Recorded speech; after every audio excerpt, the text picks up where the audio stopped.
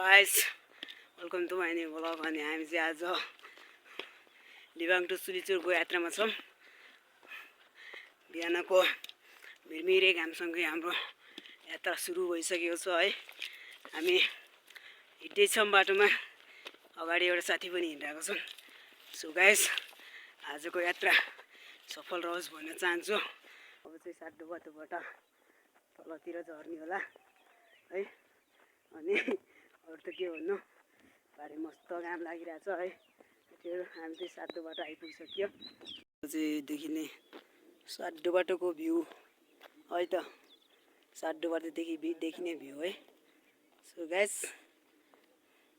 देख्न सक्नुहुन्छ। सो हामी चाहिँ साटो बाटो क्रस गरिसक्यौँ है। अब चाहिँ हामी साटो बाटो क्रस गरेर जाँदैछौँ। सो भलकलाई सपोर्ट गर्नु, लाइक गर्नु,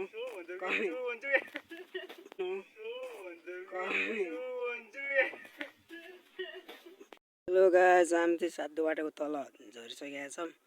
यहाँदेखि साटो बाटोको भ्युटार पनि देखिन्छ होइन, देख्न सक्नुहुन्छ। जुम गरेर त्यति राम्रोसँग चाहिँ देखिँदैन है।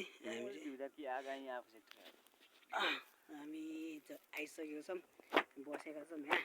के छ सोल्टी, कस्तो भइरहेछ यात्रा? खुट्टा दुखेछ र अनि पुगिन्छ र सुल्चर। ल ल ल। हेलो गाइस, यो मेरो ब्याकग्राउन्डमा देखिने गाउँ चाहिँ खुमेल होइन। हामी चाहिँ खुमेल गेट आइसकेको छ। अनि अगाडि देखिने गाउँ चाहिँ लम्पुजा हो। अनि यहाँदेखि तल देखिने गाउँ चाहिँ यसले चाहिँ खारा भन्छ गाइस होइन। हामी चाहिँ आइसकेको छ। अब लम्पुजा क्रस हान्छ यहाँदेखि। सो गाइस भलकलाई धेरै सपोर्ट गर्नुहोस्, सेयर गर्नु होला, लाइक गर्नु होला, अनि युट्युबमा गरेर सब्सक्राइब पनि गरिदिनु होला गाइस। म यति भन्न चाहन्छु, यति अवश्य गर्छु म तपाईँहरूसँग, धेरै गर्दैन। यत्रोको लिबाङदेखि सुलिचुर पहिला यात्रा गरी भलक बनाएको छु गाइस, कृपया यहाँ सपोर्ट गरिदिनु होला। अहिले गाइस हामी मिजिङ झरिसकेको छौँ। गर्मीको मौसममा टक्क चिसो बरफ खाँदै। कस्तो भइरहेछ त बरफ खाँदै असल्ती? एकदम रमाइलो भइरहेछ, मजाको मिलाएर है। अन्डौडी अस्ट्याउडी हामी फाइनली पुगिसकेको छौँ मिजिङ। अब लगभग आधा घन्टा 1 घन्टामा हामी सुलिचुर पुग्नेवाला छौँ। ल गाइस हामी चाहिँ अर्को भ्लग चाहिँ सुलिचुरबाट आउँछ। सो गाइस हामी चाहिँ होइन 4.5 घन्टाको मिहिनेतपछि आइसकेको छौँ सुलिचुर है। सोल्टी भन्दा कस्तो भयो यात्रा?